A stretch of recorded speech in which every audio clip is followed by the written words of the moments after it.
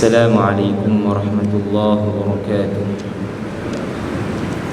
إن الحمد لله والصلاة والسلام على رسول الله وعلى آله وصحبه ومن والاه.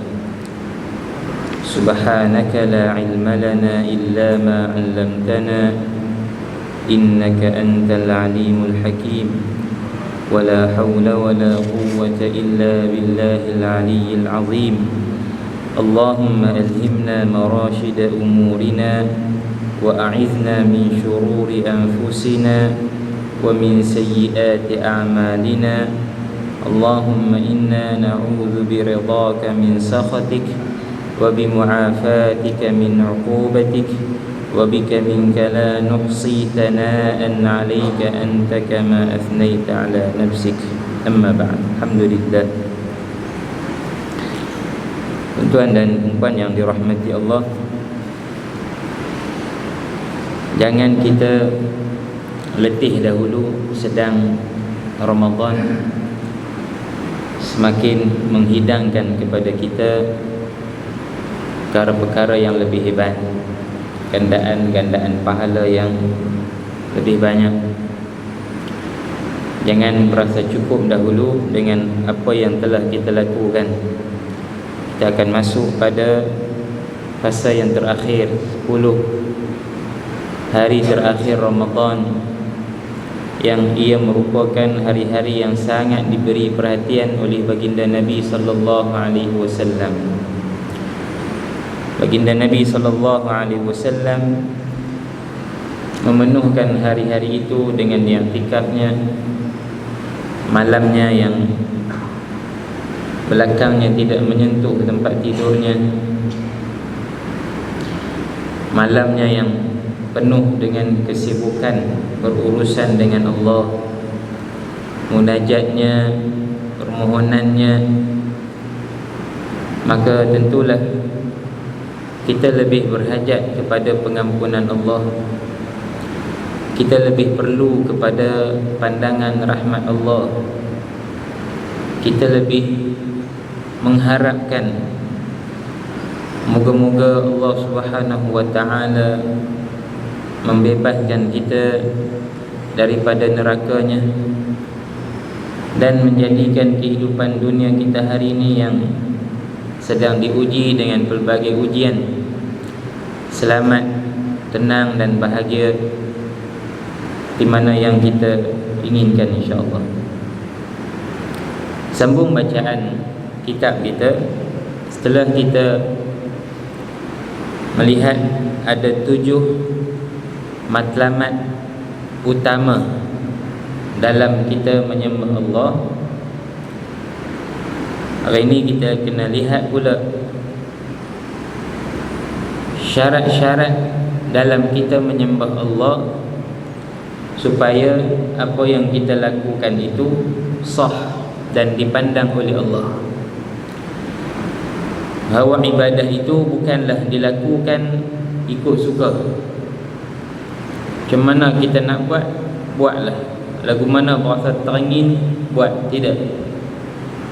Karena sesuatu yang berupa muamalah kita dengan Allah harus mengikut ketetapan Allah. Barulah sesuatu ibadah itu diterima oleh Allah. Mungkin di sana ada orang menyangka dia begitu khusyuk dalam salatnya, begitu asyik dalam ibadahnya, tetapi tak betul cara menunaikannya, ia tertolak. Yang pertama, tuan-tuan dan puan dirahmati Allah, bahawa tidak boleh disembah kecuali Allah semata-mata. Maka orang yang bila dia sembah Allah tapi dalam masa yang sama ada perbuatan-perbuatan yang berunsur syirik walaupun kecil, itu membatalkan ibadahnya. Hati-hati. Mungkin kita tak heret berhala pacak depan rumah kita, tak bina satu rumah tokong dalam pagar rumah kita, tak ada kita duk gantung apa-apa dalam rumah untuk kita sembah. Tapi ada ketika saat kita tersepit dengan hal-hal yang berbentuk maknawi ni, benda-benda tak boleh nampak ni, sakit lama duk tak lega, dia mai dia nak fikir hal-hal berunsur mistik. Lalu tanpa merujuk orang-orang yang perlu dirujuk, akhirnya mencari jalan untuk menyelesaikannya dengan cara yang syirik. Bertemu dengan orang-orang yang meletakkan syarat macam-macam, yang akhirnya bukanlah memohon daripada Allah walau dibaca kononnya bacaan-bacaan Al-Quran, tetapi permohonan lebih kepada jin dan syaitan. Ini umat Melayu kita terlibat banyak. Ada orang yang disihir, lalu dia nak batalkan sihir dengan cara sihir juga. Ada orang yang disantau, lalu mencari jalan yang sama untuk keluar daripada masalah itu dengan cara syirik juga. Kita mohon moga Allah lindung kita daripada pandangan orang yang dengki, daripada perbuatan orang yang khianat. Sungguhnya dalam keadaan kita tak sangka-sangka pun, kita tak berkeli dengan orang pun, ada orang nak berkeli dengan kita. Itu masalah dia.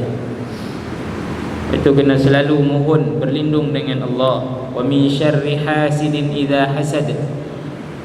Ya Allah, kami berlindung denganmu daripada kejahatan orang yang sangat dengki. Tak apa pun dia tengok kita macam bahagia, kita pun banyak masalah kita. Tapi zahir dia tengok, lagu senang sangat, dia mula. Kesenangan kita tak kacau dia pun, tapi kerana hatinya yang sakit itu, hatinya yang penuh dengan pelbagai kotoran itu, dia melakukan sesuatu untuk menyakiti kita. Nah, moga Allah lindung kita. Dalam keadaan kita mohon, mungkin ada yang hinggap kita sebagai ujian, maka jangan cari selain daripada Allah. Jangan disembah bersama dengan Allah sesuatu yang lain. Maka di sini termasuk dalam bab ni ialah hendaklah kita semata-mata mengikhlaskan ibadah kita kepada Allah yang akan kita sentuh pada syarat yang berikutnya insya-Allah. Kata Allah Subhanahu wa taala, iyyaka na'budu wa iyyaka nasta'in. Hanya saja Engkau yang kami sembah, hanya saja Engkau yang kami mohon pertolongan. Tengok surah Fatihah, Allah letak dua benda ni yang dia mesti berjalan sekali. Tak boleh sembah Allah mata-mata bab nak minta cari yang lain, bodek orang, ampu orang, jilat, ligat, mata-mata nak sesuatu daripada orang. Allah dia tinggal kat masjid je, main tarawih dia pergi masjid. Tak lagi dia nak apa Jumaat dia pergi masjid. Keluar pada masjid tidak ada Allah. Bukan Allah itu maha pemberi rezeki kepadanya, dicari daripada unsur-unsur yang lain. Ini masalah dalam memahami konteks ubudiyah dan isti'anah, memperhambakan diri kepada Allah dengan melakukan taat dan memohon dengan sebenar-benarnya daripada Allah. Allah apik dua-dua, iyyaka na'bud, hanya sahaja Engkau ya Allah kami sembah. Wa iyyaka nasta'in, hanya saja Engkaulah yang kami mohon apa saja keinginan dan pertolongan. Kena jalan sekali. Sama juga sebaliknya, jangan angkat tangan duk mohon je tapi tidak sembah Allah,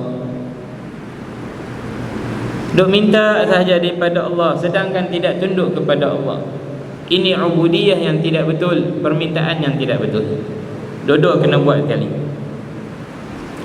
Yang kedua, tuan-tuan dan puan dirahmati Allah, antara syarat sahnya ibadah kita, la wasata'a bainallahi wa khalqih.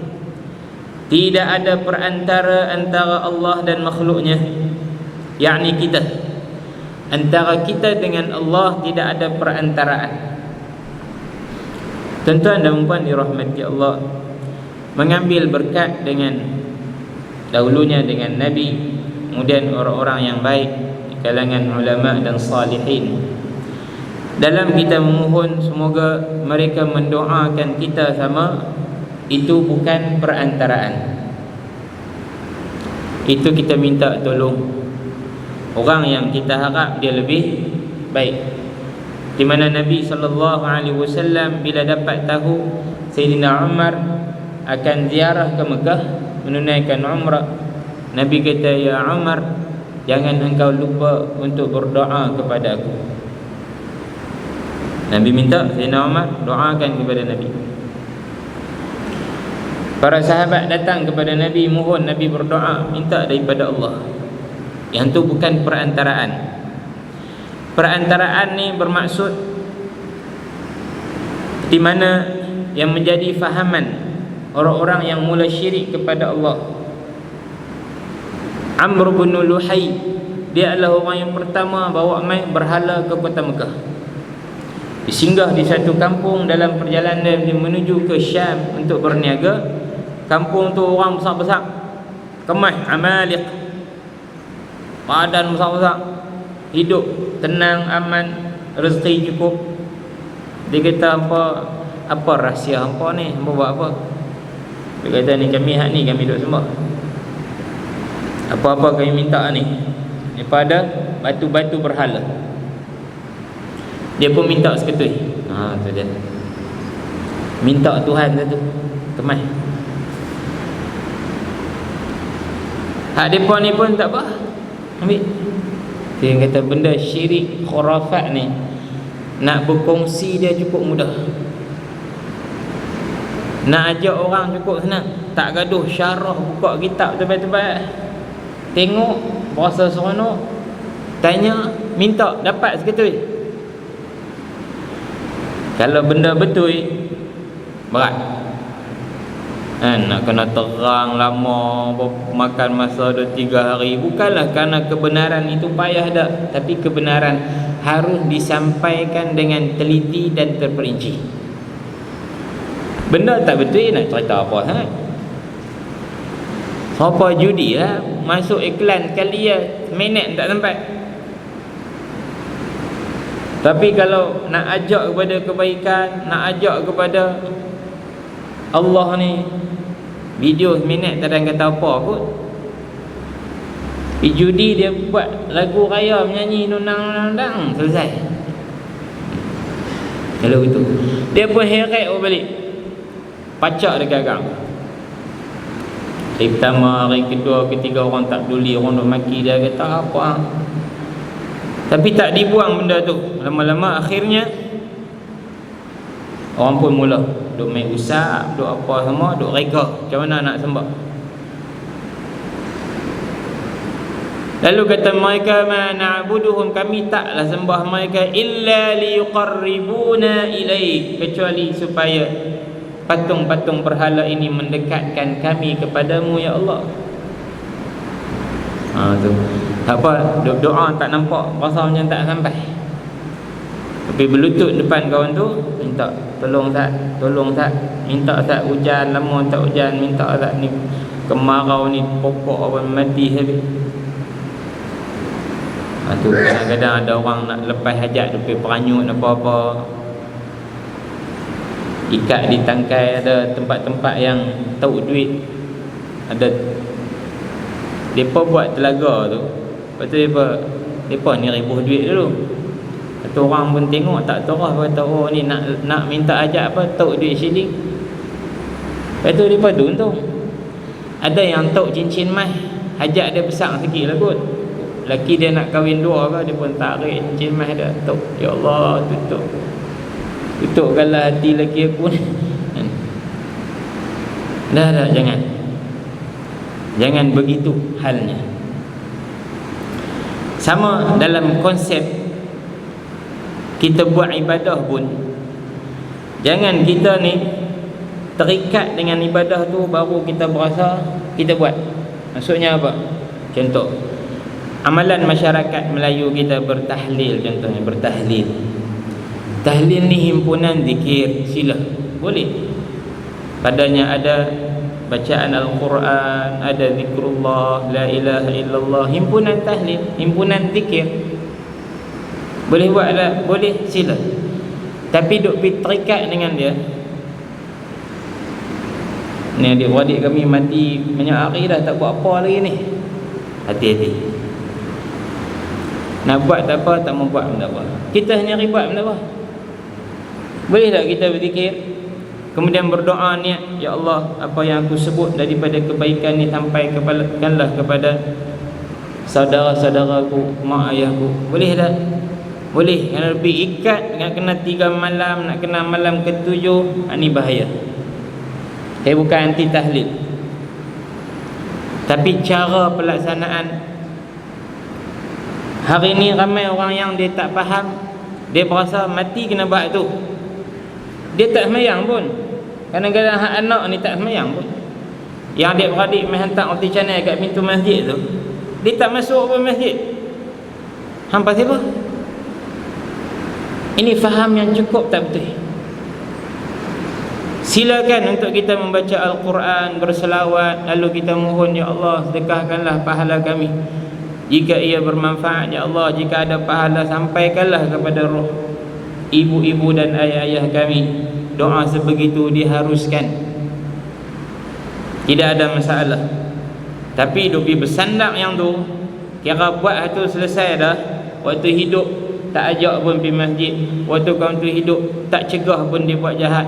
Waktu kawan tu hidup tak suruh pun dia tutup aurat. Ini kena hati-hati.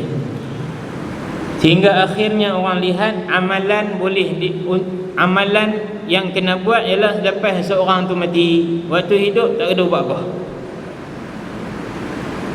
Nah, waktu hidup kita buat, kita ajak orang buat, anak-anak, adik-beradik kita ajak mereka buat. Kemudian jika mereka meninggal dunia, kita berdoa untuk mereka. Kata Nabi, istaghfiru li akhikum, mohonlah ampun untuk saudara-saudara kamu. Ya, boleh berdoa. Dan kalaulah tidak bermanfaat doa dan zikir kita itu, kenapa Nabi suruh?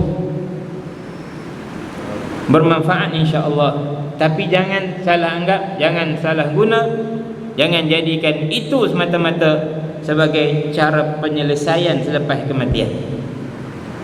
Nas'alullah ta'ala husnal khatimah. Kita mohon moga-moga penutup kita adalah penutup yang baik. Tuan-tuan dan puan dirahmati Allah. Itu yang kedua. Yang ketiga,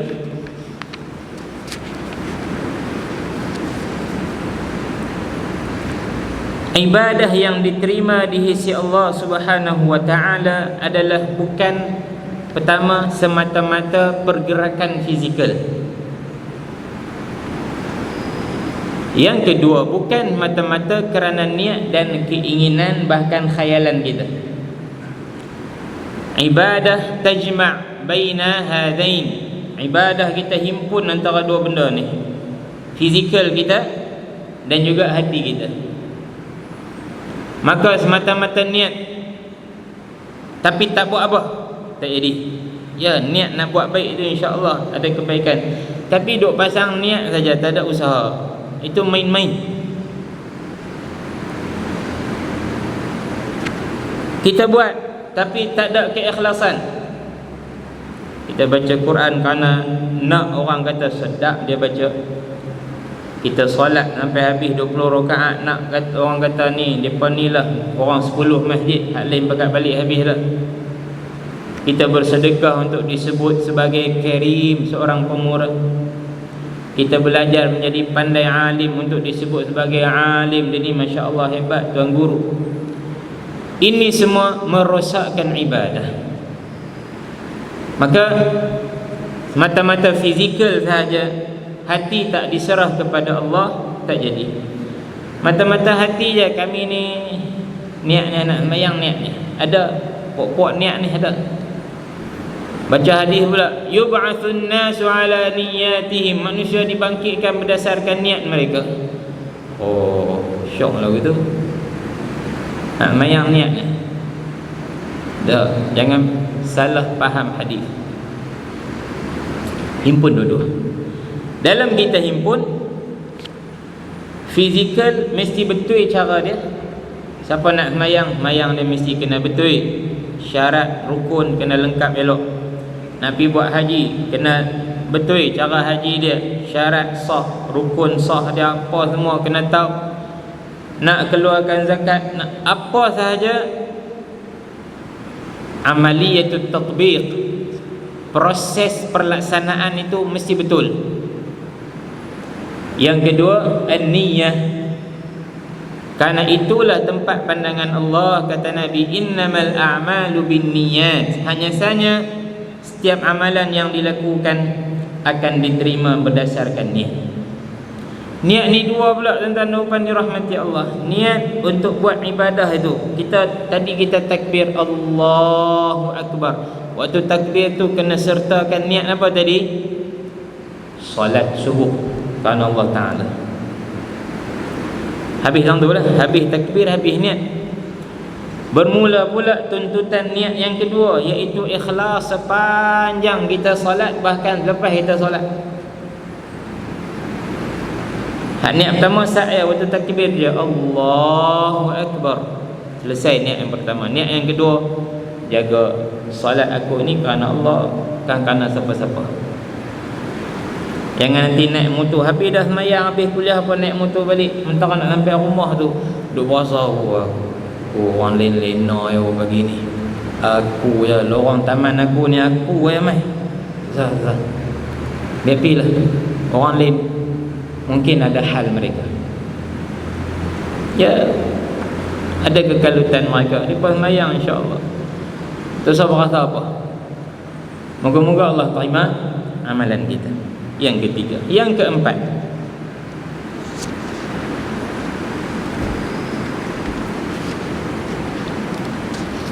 bahawa ibadah yang kita lakukan adalah mengikut ketetapan yang diredai oleh Allah, bukan berdasarkan apa yang kita fikir elok.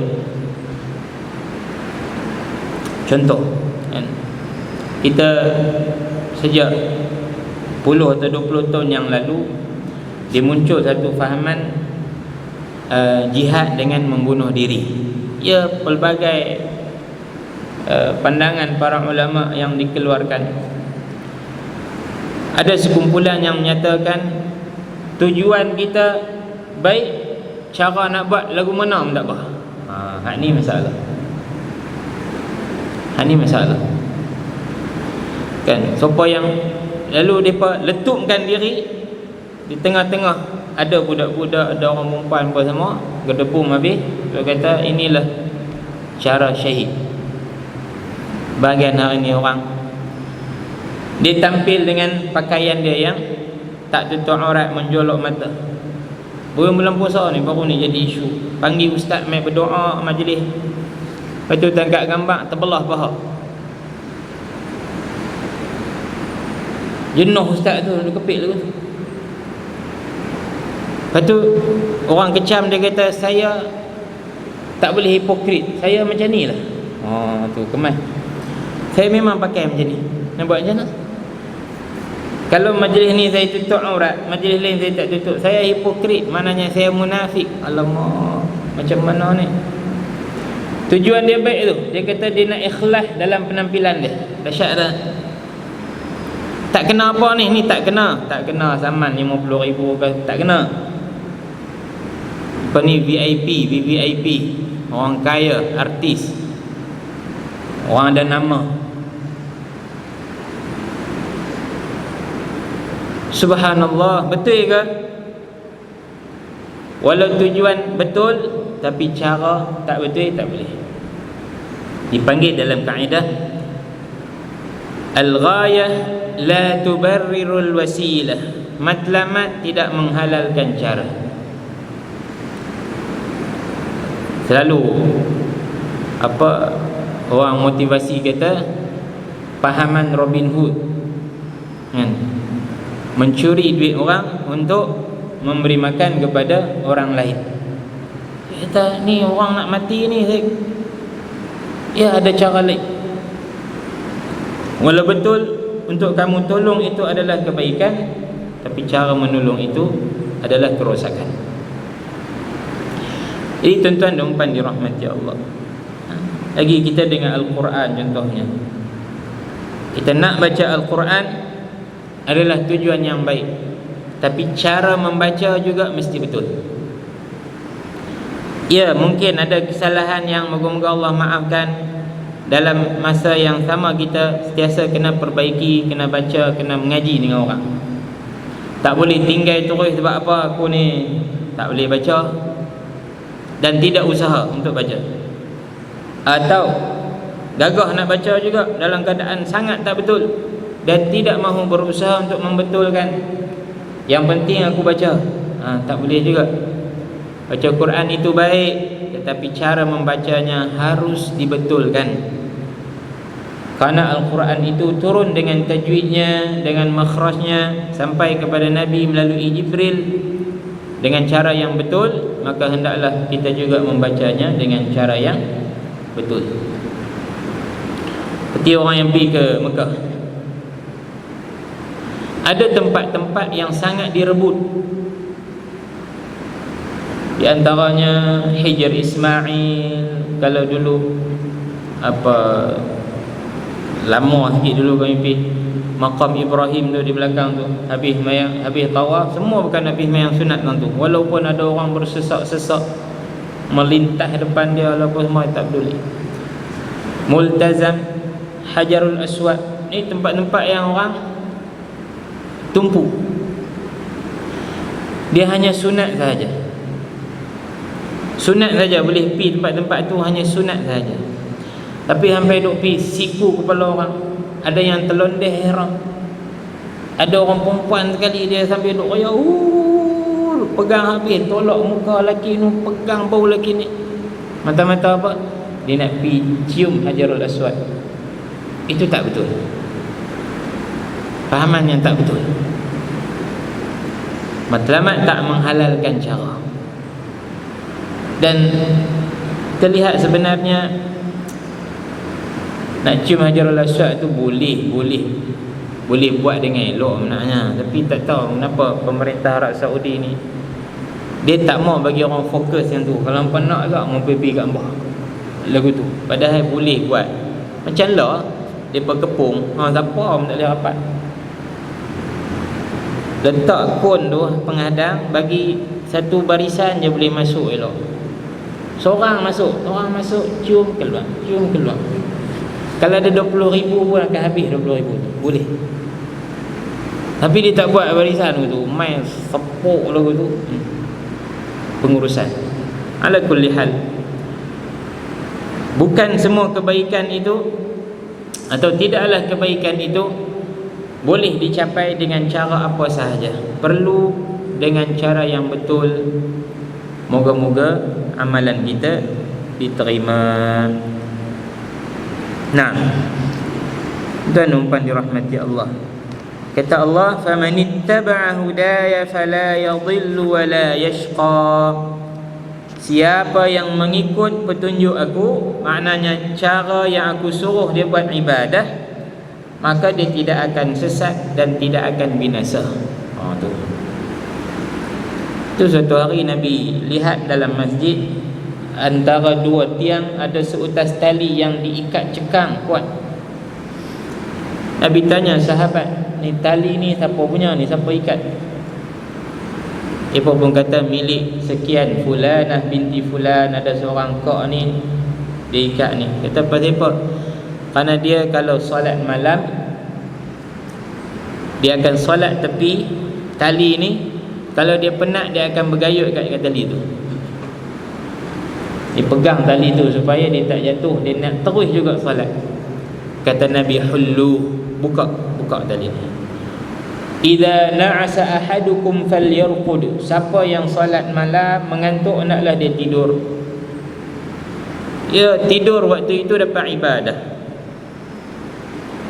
Tapi jangan ambil awal-awal tidur lah. Tak apa, kami ambil pahala tidur lah.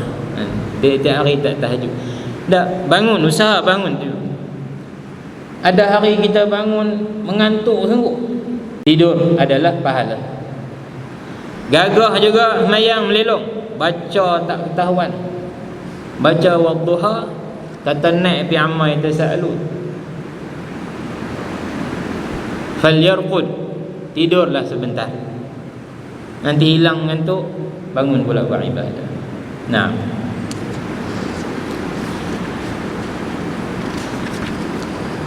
yang kelima, tuan-tuan dan perempuan yang dirahmati Allah, ibadah sah sekiranya tidak ada unsur-unsur rekaan dan tambahan-tambahan yang tidak dibenarkan. Hak tadi cara nak sampai hujung. Hak ni dalam kita beribadah jangan ada bid'ahnya.